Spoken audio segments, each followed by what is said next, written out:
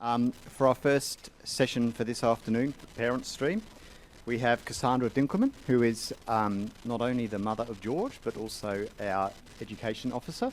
And she's going to be talking to you about consistency, collaboration and community. We keep changing that second word, so I had to double check that. So Cassandra, over to you.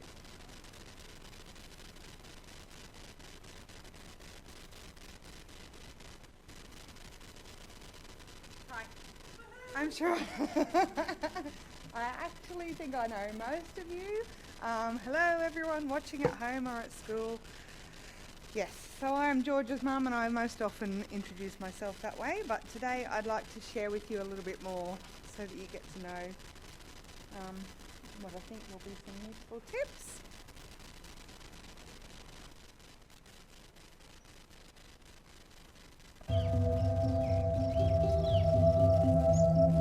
When I was little, I had this fascination with all things. I found a matchbox and I put my best lolly in it. And I kept it safe in my grasp and I took it everywhere with me. It wasn't long before I realised that that probably wasn't the best place for it.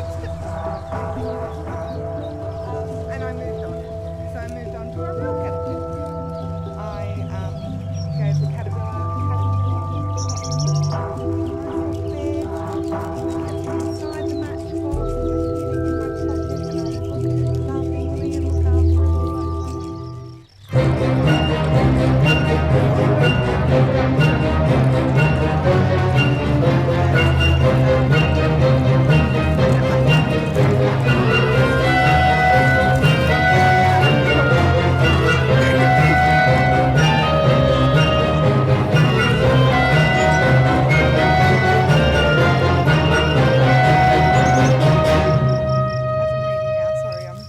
my nerves have overcome me. There comes a time when we must allow our caterpillars to go forth into the real world and to flourish and emerge as butterflies. Along the way we can advocate for them, show others the beauty of their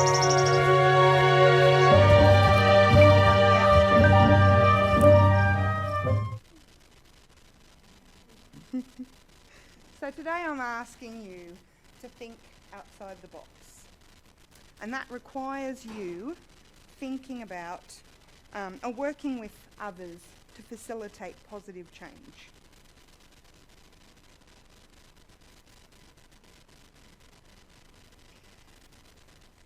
They certainly are. It's growing over time. When you're sending your child with diverse learning needs to school,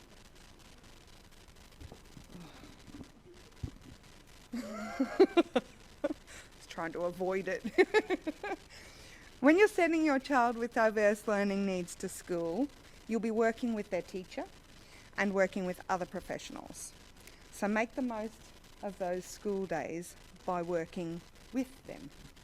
And when you're making considerations with them, you need to ensure that you will be realistic, be consistent, be collaborative, and be community focused. I feel like today there's been a few themes. Maybe you've seen these before.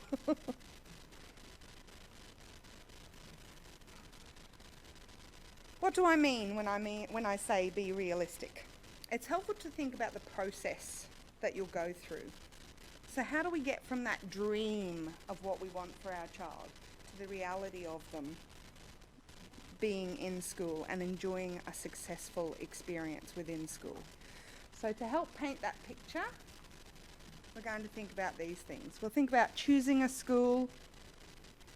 Once we're at school, what do we do then? Expecting inclusion, your expectations, the school's expectations, and troubleshooting. So things to consider when you're choosing a school, I like to start with things, so start with the most basic of questions. So is the school I'll just click all of those on actually. Is the school within your local community? Are you in the catchment area for the school? And will they be attending the same school as siblings? So they're things to think about. Once you've worked out those sorts of things, then you need to work further. So how do you feel when you visit the school, for example? And I've always said that what I like to do, even as a teacher before I had George, I would tell families that, ask yourself, do the children look happy? Do the teachers look happy? And does the school look inviting? And if you can see, if the school gets past those questions for you, if the answer is yes to those questions for you, then the school is worth investigating further. If you don't feel those things when you first go to a school, there's not going to be much hope for anything else that you're hoping for along the way, I don't think. Okay, so while you're also trying to work out whether this is the right school for your child, use word of mouth, use websites such as the My School website, check your catchment area as well, and use community pages or even the school's website or the school's Facebook page. Look for information about things like their experience working with children with disabilities, not just that they're in your local area. So, for example, the school I chose for my son, they had previously worked with children with Down syndrome, and there are other children with Down syndrome enrolled within that school. But be mindful too that you're not that you're not choosing a school simply because they've had other children with Down syndrome. So sometimes schools can become a lighthouse in that once they've developed a reputation for catering for particular students or needs, the school experiences an influx in children with those same needs. And it doesn't mean that they're necessarily good at being inclusive or good at catering for those students' needs. So once you've worked out that maybe this is potentially a good choice, then you would be needing to think about, well, how have they catered for those children's needs? How have they specifically worked with those children and kept them at the centre of their planning? So Down Syndrome Queensland have some useful resources on our website, and the one in the middle there, is it the right school? No, they're not on the tables. So they look like this. On the website we have a primary school one and a secondary school one, so a list of questions that you can work through and help you decide, are they when you're looking at the questions, so the state schools, is it in your local catchment area? How much does that matter to you? You'll be able to look at that when you've been asking the questions and things. How much does that matter to you? And will it be a game changer? Will it be the thing that makes you stop from choosing that school? So, did I say? I feel like I already have. We already have that for our secondary school as well. And we also have, if you haven't quite made it into school yet, talking about school readiness. We have checklists for school readiness as well. So having a look on our website, you'll be able to find those things, and I can give you links for those afterwards. I don't know where I'm up to. Oh yeah. Okay. So once at school, what can you expect? There's a possibility for disillusionment. Perhaps the school has offered or suggested something that hasn't happened. Or what they have offered is nowhere to be seen. Perhaps there's been a miscommunication about how or why or what is going on or going to happen. Does the dream match up with the reality of school life for your child? Is there a need for supports that unexpectedly arise? I tried everything to plan for my son's attendance at school, came up with his own little things that he needed help with. So once the dust settles, so to speak, how does it look? It's natural for there to be a time of adjustment, and we need to consider that. So let's have a look. Teacher aides, I know you've heard this today already, but previously schools have used or believed that giving a child one-to-one support is the best use of their resources. And I know that Joel spoke about the fact that they are often referred to as Velcro teacher aides or Velcro aides. That's not what we're after. So what that is likely to create, what we know of that is that it's likely to create children who are less independent or less willing to attempt an activity before they've consulted with an adult. Like Joel said, unless you want to be that person for the rest of their life who is standing by them to make sure that they've got that support, that's not what we're after. Certainly there are times when the child will need support. So initially in school that might include things like toilet times or eating times. But then we need to ask, how then will the school move away from that support? What will they do to make sure that the child starts to develop their independence in terms of those skills or those activities?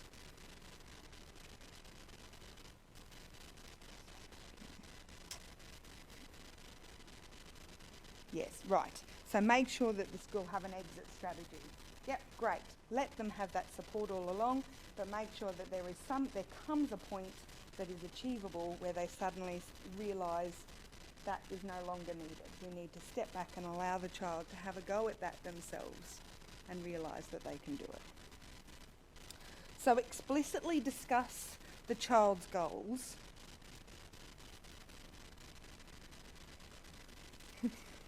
I'm sorry, I keep losing my space. Whew.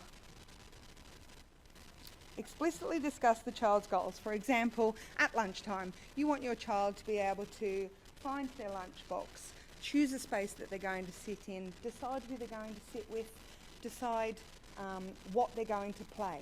Maybe at first that includes a teacher aide or someone who has guided them or helped them discuss the processes of that. Hopefully that has included visual supports so that they can do part of that independently and increase that independence. And then eventually what we're hoping for is for the child to be able to do that without any kind of support. Obviously the support's behind them, but without that immediate support. So they've got the chance to develop. Okay.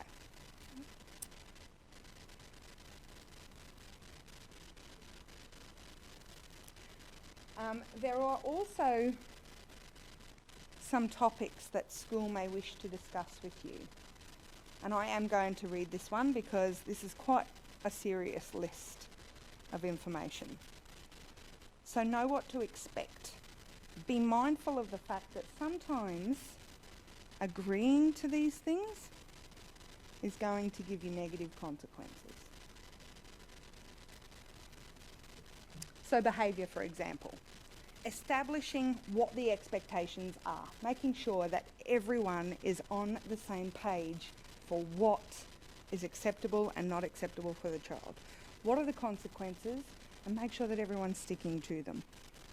And rewards. Be clear on what the rewards are. What is really worthwhile as a reward for that child? Make sure that you have all of those things in place. Reduced enrolment.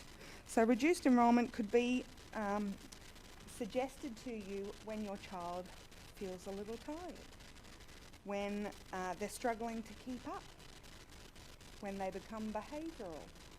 Or it could be that there's reduced enrolment such as half days, morning sessions, home for or after lunch, alternatives to specialist lessons, and none of those are ideal. So really think about, if you're agreeing to those things, where is it going?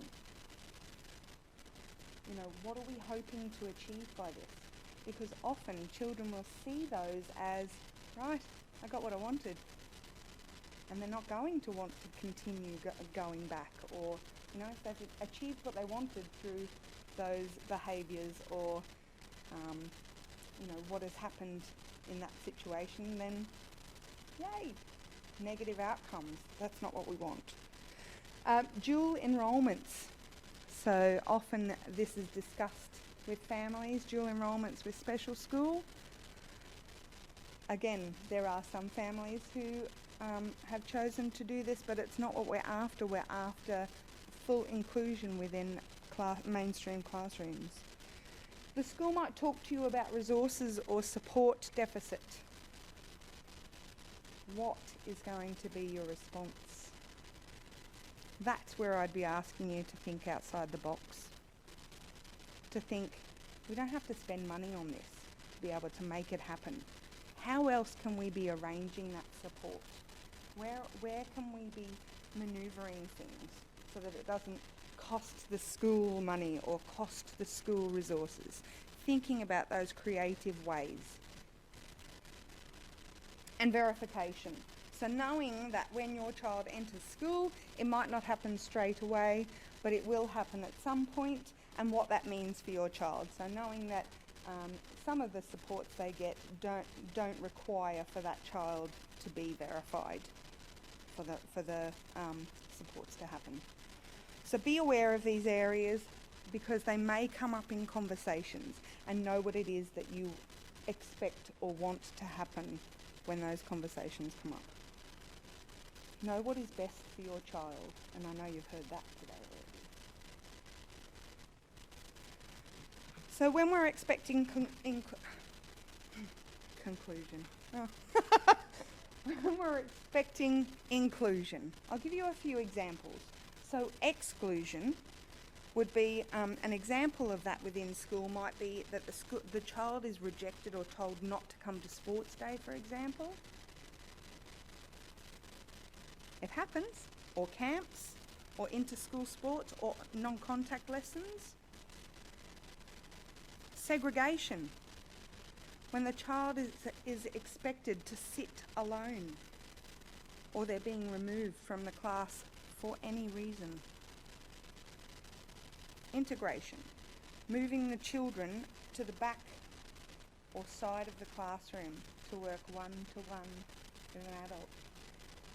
And most schools still think this is okay. So then what are we after? What we're aiming for is inclusion. And I will read this to you again because I need to make sure that I am expressing this as clearly as possible.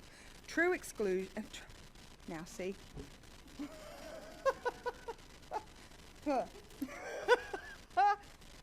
Inclusion. What we're after is inclusion. Fancy that. True inclusion is when all students are fully included in their age-appropriate mainstream classroom, accessing the year-level curriculum.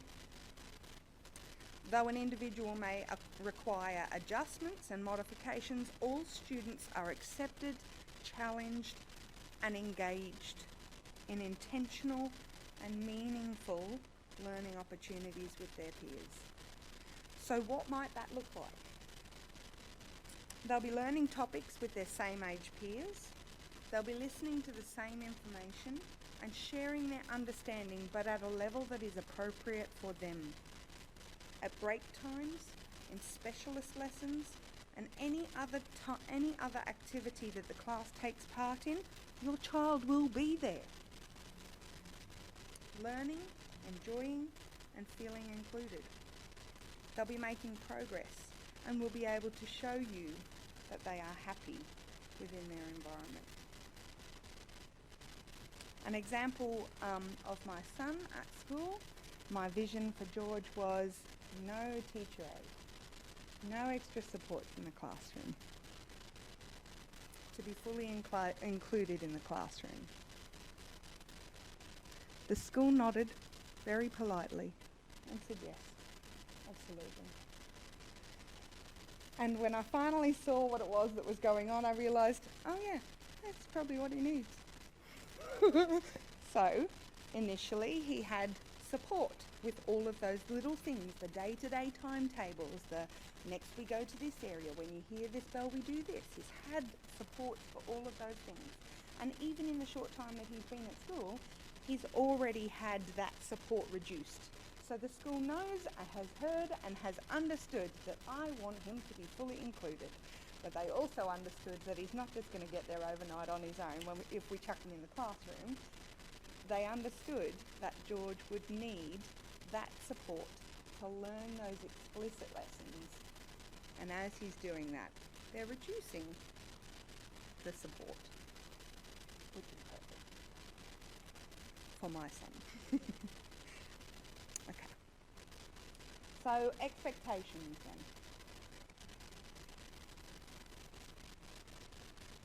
Maintain high expectations for your child and share these expectations with the school. Make sure that the school understands and practices these same realistic yet high expectations. You can help them to do this by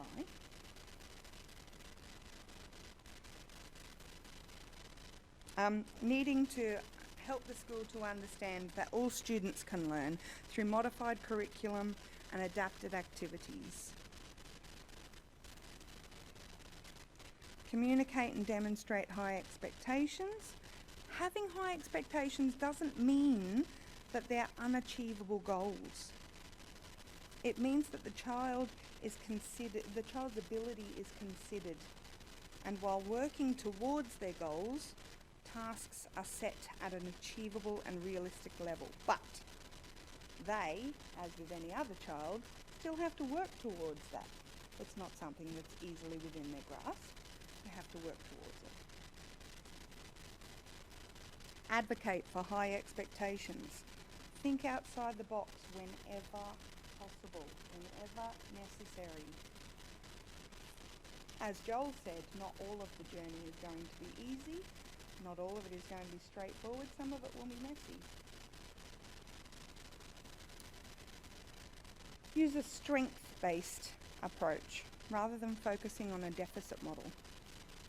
So this approach is going to identify what works for the student and help us to think about how we can implement best for the student.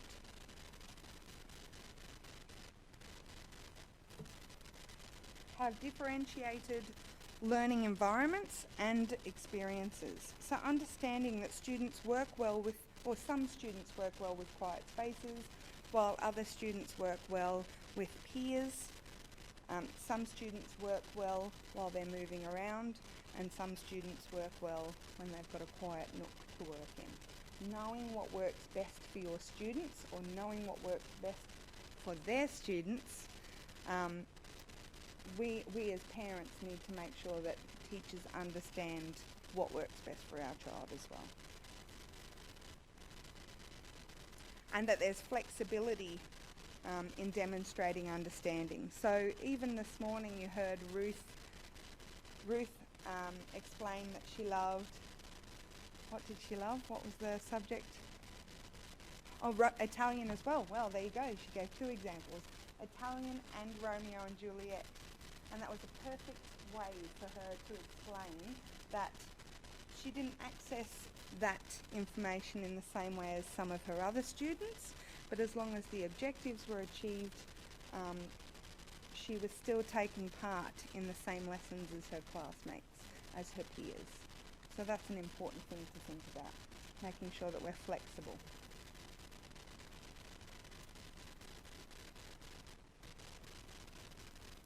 So what happens on sports day when your child isn't included or told that they don't need to take part? Perhaps you're told that your child can't be accommodated on the school excursion or camp. What do you do then? Sorting out these issues on the day will often mean that your child misses out. So you have to think about these things beforehand. You have to consider what might go on in those activities. Have the conversation with the person who is organising the event, for example, sports day. Gauge what their approach is for including your child, and then decide from there. If it doesn't seem as inclusive as you would expect it to, then help them to brainstorm with them ways to make it more inclusive. Make sure that these conversations, though, are assertive but not aggressive, because the moment you come across aggressive, the other person stops listening. They are conversations that will come up at some point. So to summarise being realistic, be prepared. Know what to expect in terms of the school's approach. Know what types of conversations you can expect to have, most commonly. Have and maintain high expectations. Be approachable, diplomatic, and empathetic.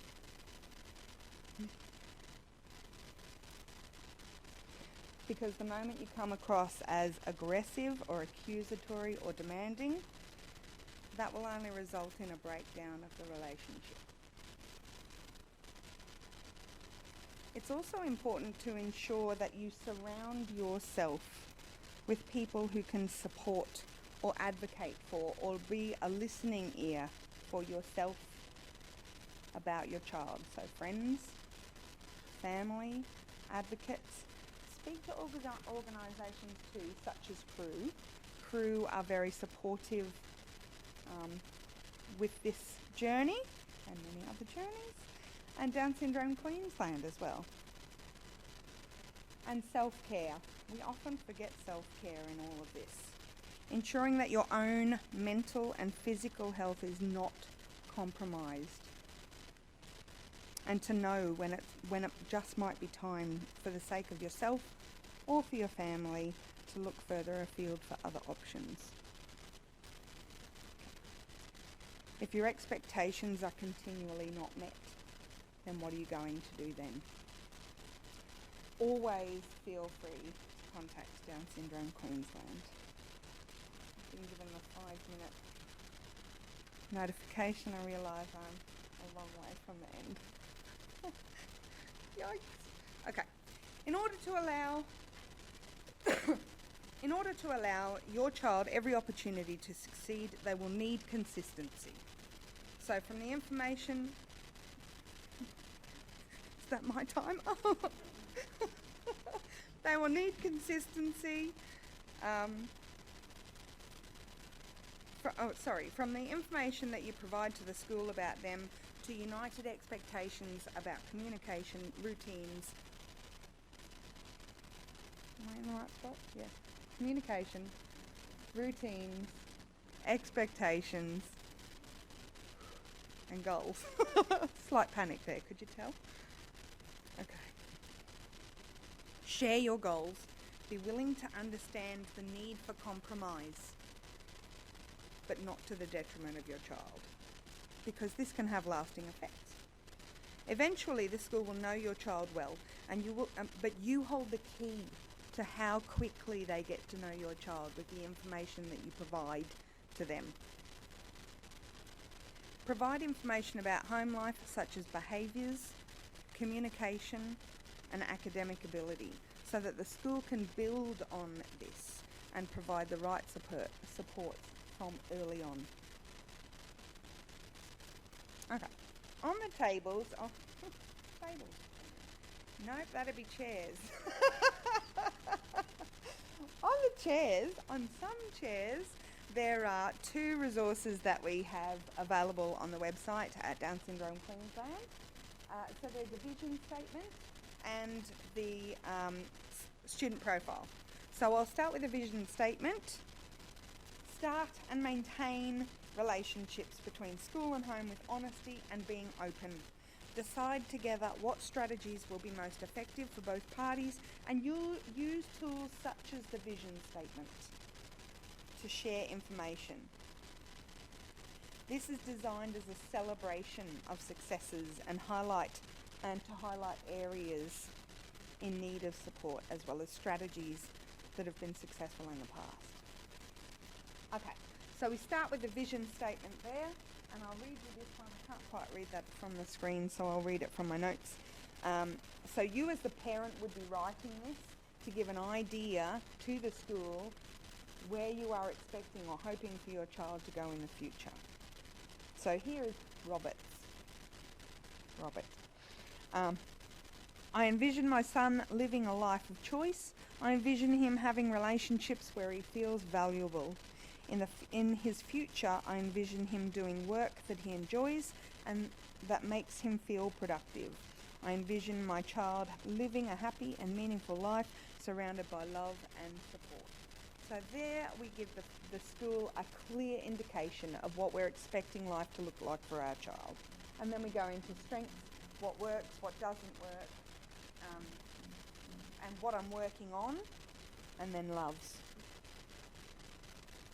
And it helps those working with your child to understand, as I said, sorry I've repeated this already, it helps the school to understand where you're coming from in that sort of, why are these goals important to you?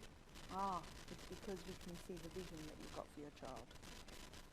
Okay, so then we'll move on to the student profile. And now I'm running over time, aren't I? Okay. Initially, this may be done by the family, but this would, over time, be done by the teacher. So this would be something that the teacher would use to support, help. I'm going to have to read it. Goodness. So teachers would use this for new members of staff, new support staff, specialist teachers, relief teachers, and especially professionals who are working with your child for the first time. So this would give them, the simple things that will make that experience a success for your child. And as a teacher, I knew what to expect from the school in terms of curriculum adjustments and those sorts of things. But for me, having these tools to provide to the school, so I filled in the vision statement and I filled in the student profile and gave those to school. Admittedly, mine wasn't one page, it went on for a few pages. Are you surprised? But it gave me the opportunity to talk about things that perhaps weren't going to be as easy to talk about, without this tool. And it helped to alleviate my anxiety as well. Okay. So then, looking at routines and schedules. At home and at school, we need to have the same consistent approach. So whatever the school is using, if they're using something, if they're already using something, then use what the school is using. If you've got something and the school hasn't got something in place, then show them what you've got. Okay? So using things like schedules and timetables for bedtime, before school, after school, as Lindsay showed you, maybe social stories or reading stories about certain activities.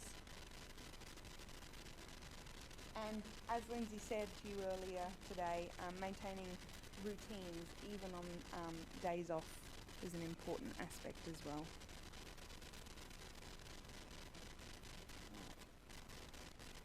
Really cutting this so fun, I'm sorry. Okay, so when it comes to expectations such as behaviour, all children are very quick to work out who they can get away with things with and who they can't. All children. So, when it comes to expectations, we need to make sure that everyone is following the same expectations for the child. So, for example, at Georgia School, we have established that cute will not get him out of any situation and it will not excuse him from the consequences of his choices. We had to establish that early on. Yeah. We had to establish it early on. Honestly, I've watched him. It's unbelievable. So he, like any other child, will listen to a request, make a choice about whether or not he thinks he's going to get away with it, that that request not being followed through, and then he chooses according to that decision. So we all in his life have to make sure that our expectations are consistent all the way through. So I'll give you an example of that really quickly. Last week he started before school club. So before school club, I brought him in. They were starting breakfast, he's sitting down to eat his breakfast. The lady who was sitting next to him opened his yogurt for him, and she opened his banana for him, and he looked at her with this look of, and she fed him the yogurt.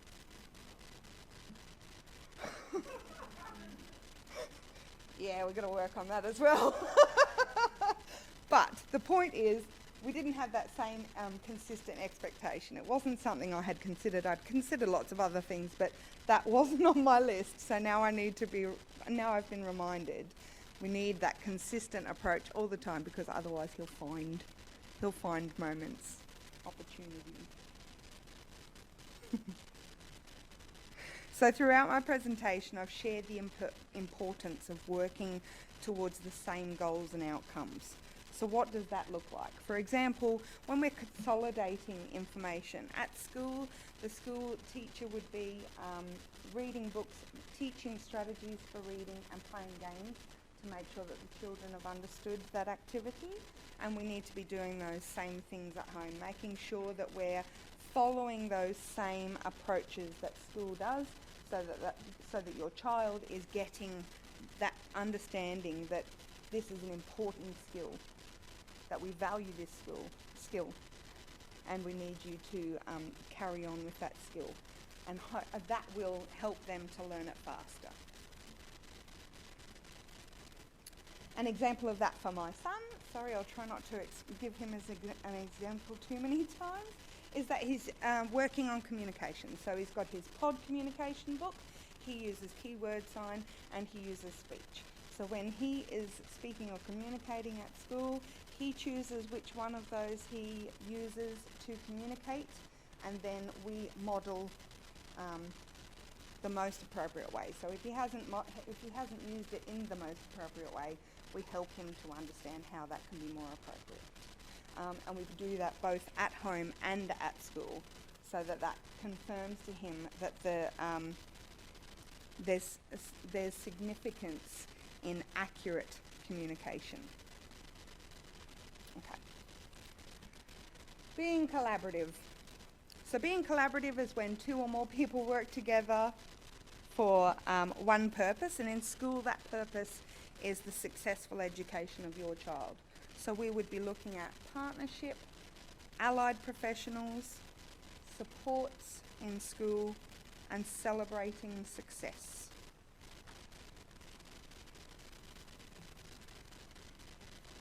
I don't know what I'm going to do. Do I need to stop?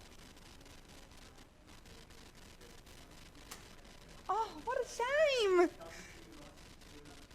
Oh. I'll be quick. I'll read.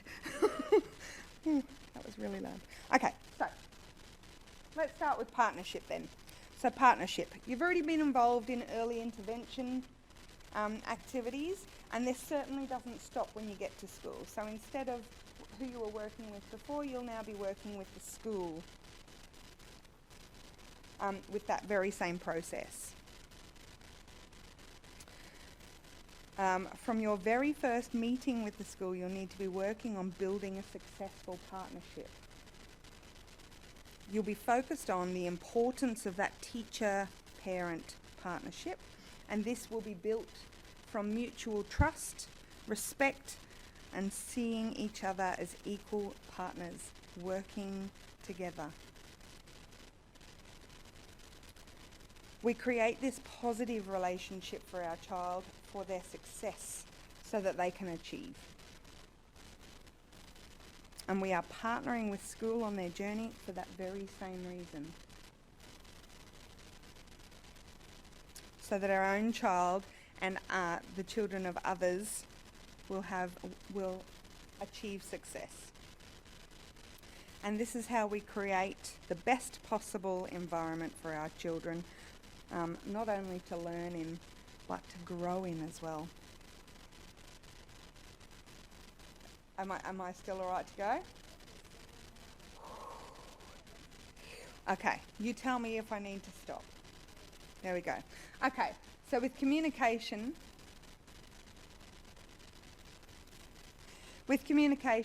you might use things such as communication books that go backwards and forwards to school. You might use things such as email, or you might use Dojo. And certainly my limited experience of Dojo so far is that it's an amazing resource and really does help to share that communication. As soon as you think of something, you can put it in there. But knowing that just because you've sent the information at 11 o'clock at night, that the other person understands they're not expected to answer back at 11 o'clock at night, just that, you know, that's when it came to you. Okay. Allied professionals.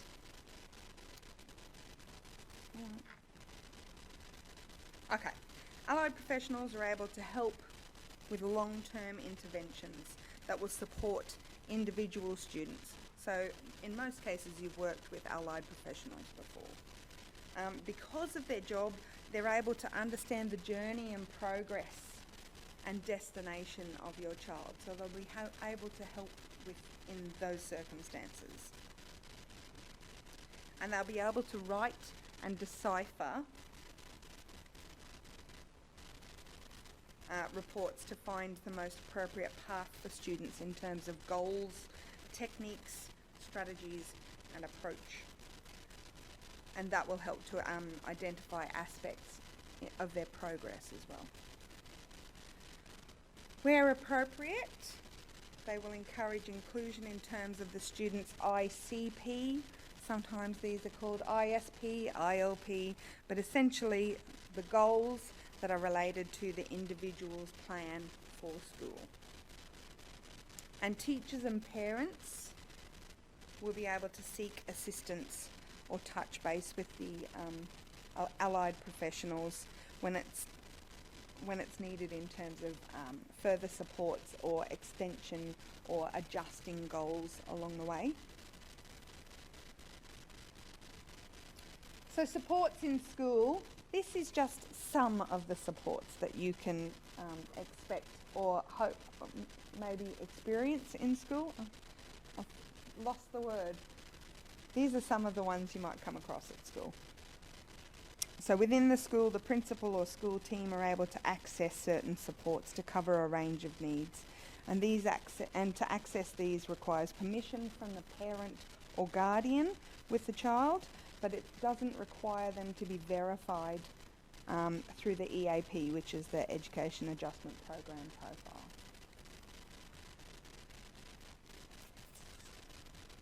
Celebrating success. So it's important to remember that every little success counts towards the bigger milestones. Share those stories and progress as you go along on both sides. And I love hearing that as a parent, and I also used to love hearing it as a teacher as well, making sure that everyone knew that this is something really to celebrate, and allowing the child to hear those celebrations too, because then they want to do it more, or they want to do it better the next time. Congratulating or building up. So again, making sure that the child understands that you are happy with what they've done, that they want you to do those things again. So for example, here we've got Robert, who traced the alphabet independently. He's had support all the way through, and then suddenly he realises, I know what we're doing here. We're tracing the alphabet. And he goes and does that on his own. Wonderful. Wonderful. So celebrate those moments. And then the gratitude, as Joel spoke of. If you notice something and you know that someone has been key in teaching that to your child or supporting your child for that situation, then share your gratitude with them. A little example for my son. Last week I noticed that he was eating his food in a certain way and behaving with his food in a certain way. I didn't teach him that thing. So I made sure that when we went to school that I told the adults who were working with him, I'm very grateful, thank you, it's noticed. He's definitely taking these things on board. Be community focused. So however you choose to make use of opportunities to celebrate and educate, allow your child to be seen as your child. I have to stop. In school, in wider community, and outside organisations. These are some of the ways that we can involve our schools. Volunteering in schools will get you seen, will help others to build that relationship with you. Offer to read stories about Down syndrome. I'm going as quickly as I can. Okay. So, out in the wider community, attend events, join local community groups, and become part of the community, not just the T21 community, but part of the local community. So for us, that was parkrun, and we've done lots of things to make sure that George is included in all of that. But what I realised was most important for George along the way was that he crossed the finish line on his own so that he could hear his adoring fans cheering for him. And as you can see here, he gets a lot of attention when he crosses the line. Okay, so talking to outside organisations. At Down Syndrome Queensland, we can offer you support in terms of sporting events and social activities. We can guide you with how to help make those more inclusive. You're like, I'm finally there, yay! Okay, so we're working together for the benefit of our children, and the work that we do now will build a better tomorrow. So we're building the foundation, and that's what we need to be thinking. We're building towards what we're aiming for. Okay, thank you.